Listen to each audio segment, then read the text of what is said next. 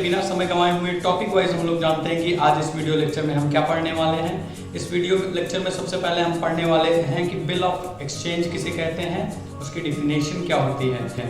फिर उसके बाद हम लोग देखने वाले हैं कि features of bill of exchange क्या होता है, मीन्स उसकी क्या क्या विशेषताएं होती हैं बिल ऑफ एक्सचेंज की।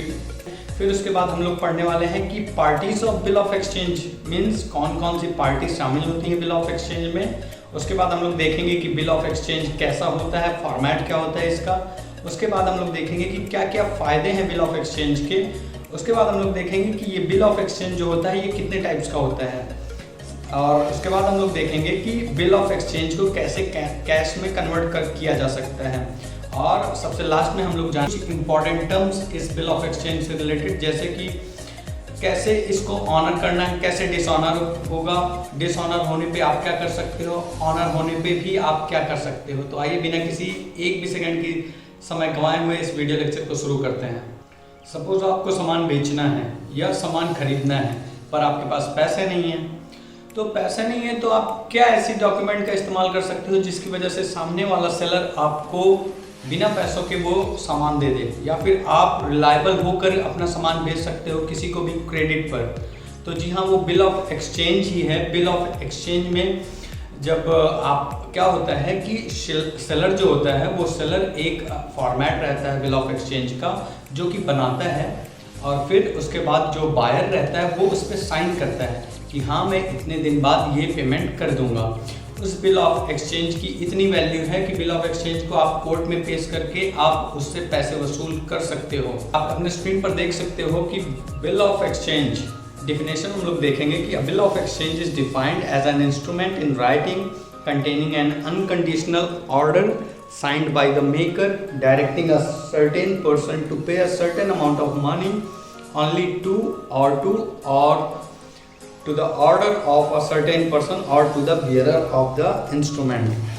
तो जो भी आदमी ये बनाता है, जनरली ये सेलर ही बनाता है। सेलर बनाता है कि आप मुझे 5 महीने बाद या 1 साल बाद इतना अमाउंट मुझे आप पे करोगे।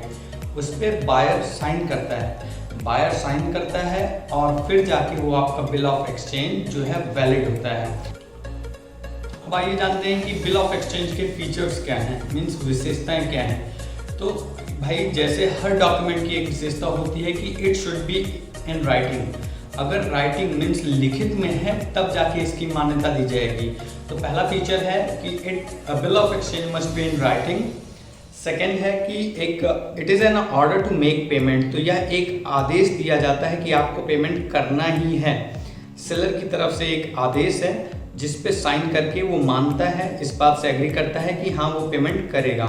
The order to make payment is unconditional means ऐसी कोई शर्तें नहीं होनी चाहिए कि जैसे कि बारिश होगी तो ही मैं आपके पैसे पे करूंगा, या फिर ऐसी कोई शर्त नहीं होनी चाहिए कि उस दिन धूप ज़्यादा निकलेगी तो मैं आपके पैसे पे करूंगा। तो ऐसा कोई भी क्लॉज उसके साथ ऐड नहीं होना चाहिए। सिंपली उसमें लिखा होना चाहिए कि मैं आपके 1000 रुपये या जो भी अमाउंट है वो इतने तारीख के बाद आपको पे करूँगा। सिंपली ऐसे ही लिखा रहना चाहिए, कोई भी कंडीशन उसके साथ अप्लाई नहीं होनी चाहिए।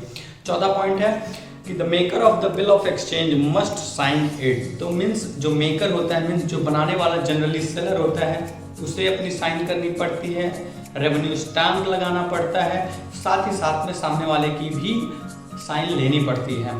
पांचवा पॉइंट आप देख सकते हो कि the payment to be made must be certain. तो जो भी पेमेंट, जो भी अमाउंट का आपने उसे सेल किया है वो अमाउंट सर्टेन होना चाहिए कि 5000 रुपये या 10,000 रुपये का सामान मैंने बेचा है और सामने वाला बायर इसे रीपे करेगा। छठा आप देख सकते हो फीचर कि the date on which payment is made must also be certain means कौन सी तारीख को वो पे करेगा ये भी एकदम फिक्स लिखा होना चाहिए।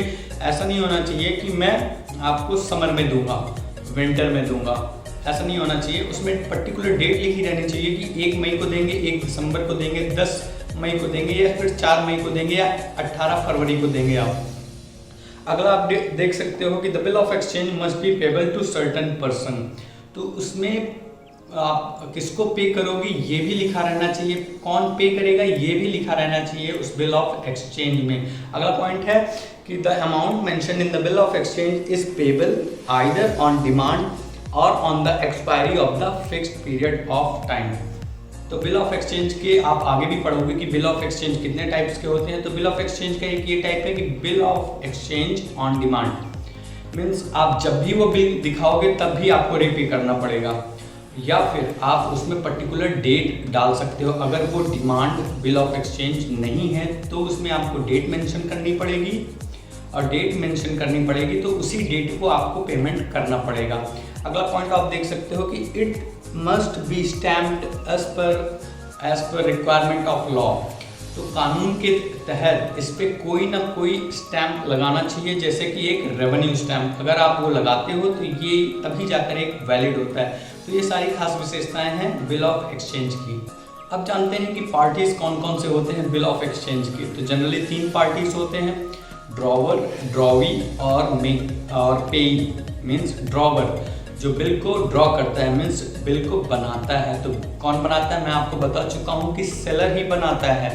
तो सेलर हो जाता है आपका ड्रॉवर, और जो पेमेंट करता है, जो आदमी रीपे करता है जनरली बायर, तो वो बायर आपका हो जाता है ड्रॉई। और पेई उसे कहते हो जिसको वो पैसा मिलता है। क्योंकि सपोज मैंने एक बिल ऑफ एक्सचेंज बनाया था, मैं सेलर था, मैंने आपसे पैसे लेने हैं, बट मैं वो बिल ऑफ एक्सचेंज किसी और को दे दिया, तो अब आपको पैसे किसी और को देने हैं। तो उस पोजीशन पे पैसे मिलेंगे थर्ड पर्सन को, और वो कहलाएगा पेई। अगर मैं बिल ऑफ एक्सचेंज अपने पास ही रखता हूं तो मैं ड्रॉवर भी कहलाऊंगा और मैं पेई भी कहलाऊंगा। आप अपनी स्क्रीन पर देख रहे हो एक फॉर्मेट दिया गया है बिल ऑफ एक्सचेंज का, जिसमें आप देख सकते हो व्हाइट कलर में जो रेक्टेंगल है उसके अंदर में बिल ऑफ एक्सचेंज का फॉर्मेट है, जिसमें आप एक अमाउंट लिखा रहता है, कब आप पैसा रीपे करोगे ये लिखा रहता है, कब वो बिल ऑफ एक्सचेंज बनाया गया वो लिखा रहता है। साथ ही साथ नीचे में ये भी लिखा रहता है कि कौन सी पार्टी रीपे करेगी और कौन सी पार्टी को वो पैसा मिलेगा। रेवेन्यू स्टाम्प भी आप देख सकते हो, और यहाँ पर मिस्टर सतेंद्र की एक्सेप्टेंस भी देख सकते हो कि उन्होंने साइन किया हुआ है। तो ये होता है एक prescribed format of bill of exchange.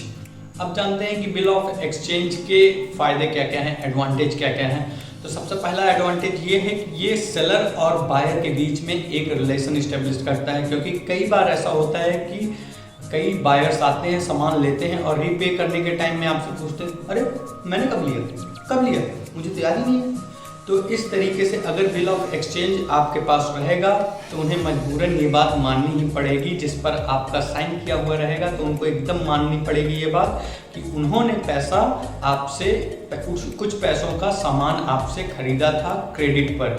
तो ये इस्टेब्लिश करता है एक रिलेशन बायर और सेलर के बीच में। दूसरा आप अपने स्क्रीन पर देख सकते हो कि certainty of terms and condition.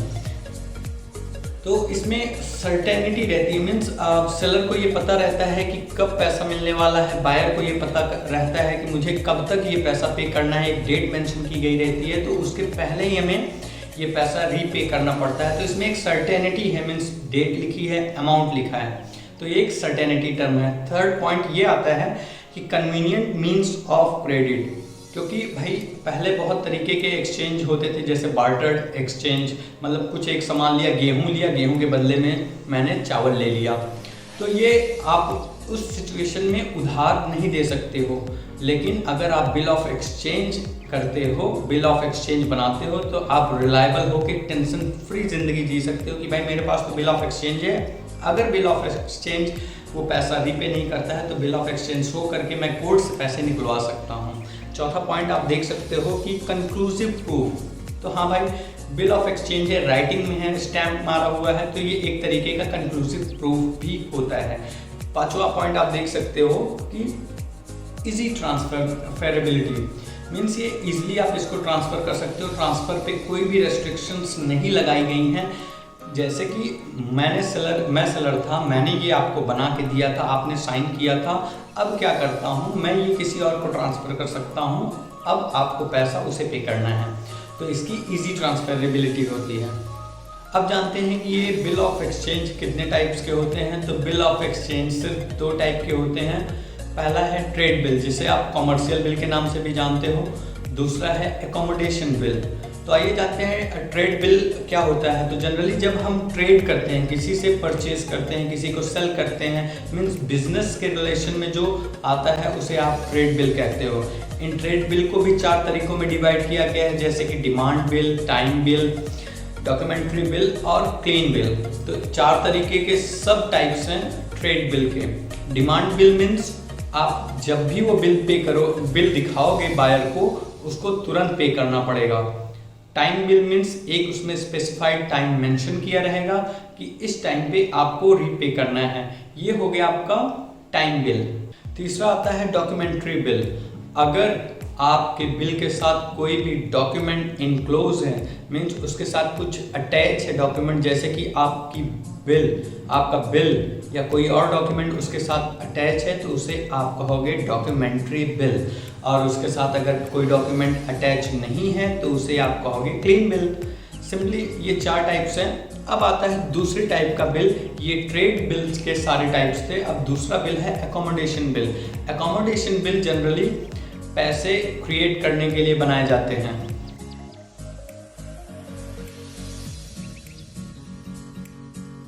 अब जानते हैं कि अपने बिल ऑफ एक्सचेंज को कैसे कैश में कन्वर्ट किया जा सकता है, कैसे उससे डील किया जा सकता है। तो पहला पॉइंट ये होता है, इन्हें जनरली 4 तरीकों से आप डील कर सकते हो, 4 तरीकों से पैसे प्राप्त कर सकते हो। पहला तरीका ये होता है कि आप मैच्योरिटी डेट तक वो बिल संभाल के रखो, और जब मैच्योरिटी डेट आ जाए तब जाके बायर के पास कहो कि ये भाई देख लो अपना बिल, आपने प्रॉमिस किया था इतने तारीख को पे करने के लिए, तो अब आपको पे करना होगा। तो सामने वाला बंदा आपको पे कर देगा। ये है पहला तरीका। दूसरा तरीका ये है कि आप किसी बैंक में जाते हो, बैंक में आप ये बिल दिखाते हो कि XYZ कंपनी से मैंने ये बिल ऑफ एक्सचेंज एक्सेप्ट करवाया है।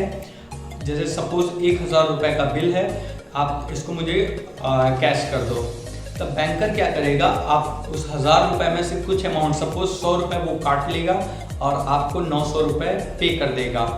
अब जब उस बिल की मैच्योरिटी डेट आएगी तो बैंकर जाएगा उस बायर के पास और बोलेगा भाई ये बिल ऑफ एक्सचेंज आपने ABC कंपनी ने बनाया था, आपको दिया था, अब इसके पैसे मुझे दे दो। तो वो 1000 रुपये बैंकर ले लेगा। ये जो 100 रुपये का प्रॉफिट हुआ, यही एक डिस्काउंट है, इसे आप डिस्काउंट भी कहते हो। तो ये बैंकर का प्रॉफिट हुआ और आपके लिए डिस्काउंट हुआ, जो आपने डिस्काउंट दिया बैंकर को। तीसरा तरीका ये है पैसे निकलवाने का कि आप वो बिल ऑफ एक्सचेंज किसी थर्ड पार्टी को दे दो। सपोज आपने रमेश से सामान खरीदा, रमेश ने आपसे सामान खरीदा, आपने वो बिल ऑफ एक्सचेंज पे उसने साइन करके आपको दे दिया। अब आप बिल ऑफ एक्सचेंज किसी सुरेश को दे सकते हो। सुरेश से जैसे आपने सामान खरीदा, तो आप सुरेश को वो बिल ऑफ एक्सचेंज दे सकते हो कि ये bill of exchange mister Ramesh का है, आप ये बैंक से कैश करवा लेना। तो इस तरीके से आप किसी थर्ड पार्टी के फेवर में वो बिल ऑफ एक्सचेंज ट्रांसफर कर सकते हो। कि आप किसी बैंकर को वो बिल ऑफ एक्सचेंज दे दो। जनरली ऐसा होता है चौथे टाइप वाला, ऐसी कंपनी में जहाँ पे हज़ारों bill of exchange means hundreds of bill of exchange, सैकड़ों की तादाद में बिल ऑफ एक्सचेंज आते हैं, तो उस कंपनी के लिए पॉसिबल नहीं होता कि वो जाए हर आदमी के पास bill of exchange encash करवाए। तो वो क्या करता है, वो बैंकर को ये रिस्पॉन्सिबिलिटी सौंप देता है कि भाई आप ये ले लो और जाके पैसे कलेक्ट कर लो। उसके बिहाफ पे थोड़े पैसे बैंकर चार्ज करता है। तो ये हो गया चौथा टाइप। इन 4 तरीकों से आप बिल ऑफ एक्सचेंज से पैसे प्राप्त कर सकते हो। अब जानते हैं कुछ इंपॉर्टेंट टर्म्स इस बिल ऑफ एक्सचेंज से रिलेटेड, जैसे कि ड्यू डेट। ड्यू डेट किसे कहते हैं? ड्यू डेट वो डेट होती है जिस पर बायर पैसा आपको आके देगा। इसे आप मैच्योरिटी डेट के नाम से भी जानते हो। मीन्स जितने तारीख का उस बिल में लिखा रहता है कि इस डेट को ये पैसा रिटर्न करेगा, उस डेट को आप ड्यू डेट कह सकते हो या फिर मैच्योरिटी डेट कह सकते हो। अगला पॉइंट ये आता है कि dishonour of bill. Dishonour of bill क्या होता है? डिसऑनर ऑफ बिल मीन्स आपने सपोज 1 तारीख को बोला था कि पैसे दोगे, बट आप 1 तारीख को पैसा दे नहीं पाए, तो वो बिल ऑफ एक्सचेंज डिसऑनर हो गया। और डिसऑनर होने की वजह से अब उस बिल ऑफ एक्सचेंज पे आप क्या कर सकते हो, आइए देखते हैं। तो भाई dishonoured bill will become valueless after dishonour. तो ये बात एकदम तय है कि अगर कोई भी बिल डिसऑनर हो जाता है तो फिर उसके बाद उसकी कोई भी वैल्यू नहीं रहती है, क्योंकि बैंकर उसे काट देता है। मीन्स पेपर को नहीं काटता, उसके ऊपर पेन से मार्क कर देता है, एक क्रॉस का साइन बना देता है, तो उसकी कोई वैल्यू नहीं रह जाती है। दूसरा पॉइंट ये है कि जब डिसऑनर होता है बिल, तब होल्डर के पास एक राइट होता है ड्रॉवी के अगेंस्ट या फिर इंडोर्सर के अगेंस्ट। अब देखते हैं कि कैसे वो ड्रॉई के अगेंस्ट में होता है या फिर इंडोर्सर के अगेंस्ट में होता है। सपोज एक्स से मैंने लिया था वो बिल ऑफ एक्सचेंज साइन करवाया था। बिल ऑफ एक्सचेंज मैंने दे दिया रमेश को।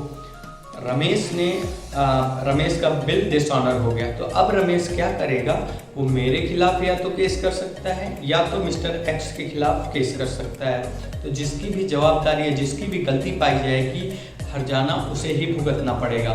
तो इसमें एक नया पॉइंट निकल कर आता है कि इंडोर्सर। तो अगर आपसे एग्जाम में पूछा जाता है कि इंडोर्सर किसे कहते हैं, तो the person who transfers his bill of exchange to the third party is called as इंडोर्सर।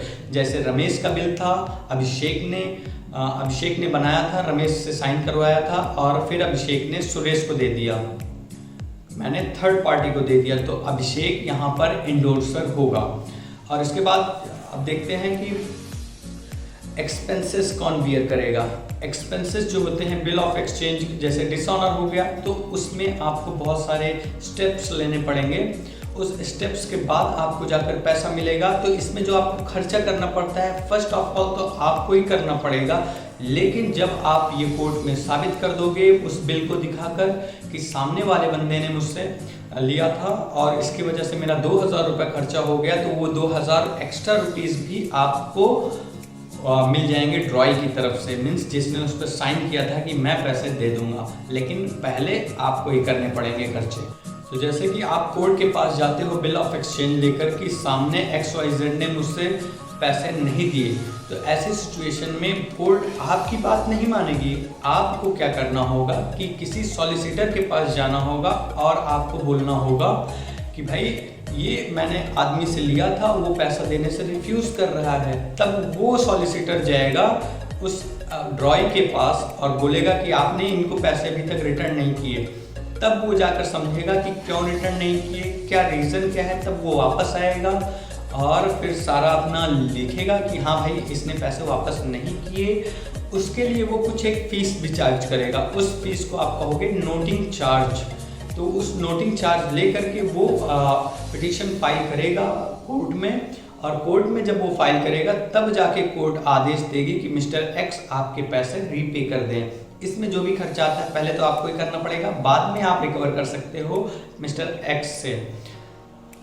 इसके बाद आता है renewal of bill. Renewal of bill क्या होता है, जैसे कि आपको लगता है आपने एक डेट दी थी 2 मई 2020 को। 2 मई को आप अगर वो पेमेंट रीपे करने के काबिल नहीं हो तो आप जाते हो सेलर के पास और कहते हो कि भैया यार ये मैं पैसे नहीं पे कर पाऊँगा, आप ऐसा करो कि 1 हफ्ते बाद 10 दिन बाद इसकी डेट ले लो या फिर मुझे 2 महीने की और मोहलत दे दो। तो इस तरीके से एक नई डेट के लिए हम एक बिल बनवाते हैं रिक्वेस्ट करके सेलर से। अगर सेलर की सहमति है तो वो एक फ्यूचर डेट का बिल बना के देगा। वो फ्यूचर डेट पे आपको रीपे करना होगा। इसे ही आप कहते हो रिन्यूअल ऑफ बिल। इसके बाद होता है रिटायरिंग ऑफ बिल। सपोज आपने 10 तारीख की डेट दी हुई है और कि आप रीपे करोगे, लेकिन 5 तारीख को ही आपको पैसा मिल गया, तो आप क्या सोचते हो कि यार मेरे पास तो पैसा आ गया, चल के उसका रीपे कर देता हूँ मैं। अगर आप ड्यू डेट से पहले ही जाकर मिस्टर सेलर को पैसा रीपे कर देते हो तो वो बिल वहीं पे रिटायर हो जाएगा, मीन्स कैंसिल हो जाएगा, ख़त्म हो जाएगा लायबिलिटी, एकदम लायबिलिटी उसकी ख़त्म हो जाएगी। तब फिर ऐसी सिचुएशन को आप कहते हो रिटायरिंग ऑफ बिल।